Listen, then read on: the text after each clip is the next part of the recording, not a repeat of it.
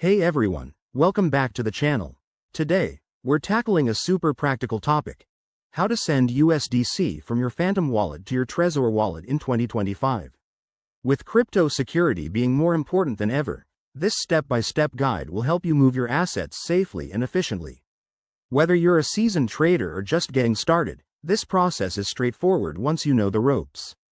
Let's dive right in. First things first, make sure both your Phantom and Trezor wallets are set up and connected.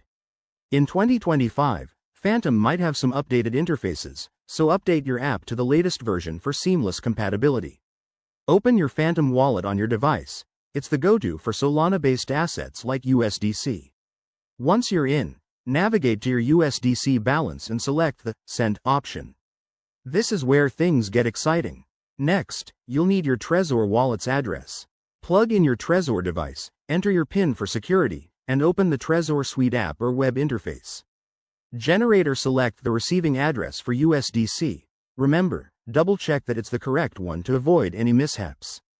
Copy this address carefully. Back in Phantom, paste the Trezor address into the recipient field. Enter the amount of USDC you want to send, and don't forget to review the transaction fees, which might be lower in 2025 thanks to network improvements.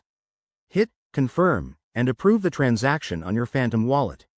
On the Trezor side, you'll get a prompt to verify the details. Always confirm it matches what you intended. Once the transaction is broadcasted, keep an eye on the blockchain status using tools like Solana's Explorer.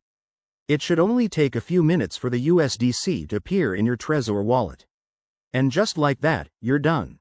In 2025, always prioritize security by using hardware wallets like Trezor for long-term storage. Thanks for watching. If this helped, give it a thumbs up and subscribe for more crypto tips. Drop your questions in the comments below. I'll see you in the next video.